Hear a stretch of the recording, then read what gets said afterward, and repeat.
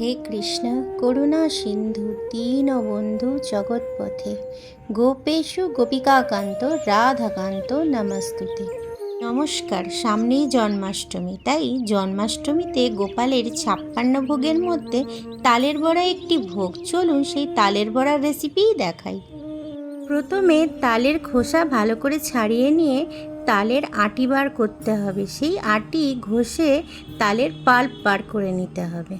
এবার দুটো কাঁঠালি কলা নিতে হবে। সেই কলার খোসা ছাড়িয়ে মিক্সিং জারে দিয়ে মিহি একটা পেস্ট তৈরি করে নিতে হবে।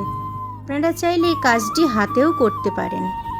আর নারকেল কুড়িয়ে রাখতে হবে। এবার খোয়া ক্ষীর নিয়ে গ্রেটারের সাহায্যে একটু গ্রেট করে রাখতে হবে। প্রথমে একটা বড় পাত্রের মধ্যে তালের পাল্পটা নিয়ে নিতে হবে। এবার এক এক করে দিয়ে দিতে হবে নারকেল কোড়া। তারপর দিয়ে দেব গ্রেট করে রাখা খোয়া ক্ষীর। এবার দেব গুঁড়ো দুধ আর মৌরি। এবার দেব আখের গুড়, আপনারা চিনিও দিতে পারেন। এবার দেব অল্প পরিমাণে সুজি। এবার সন্দক লবণ।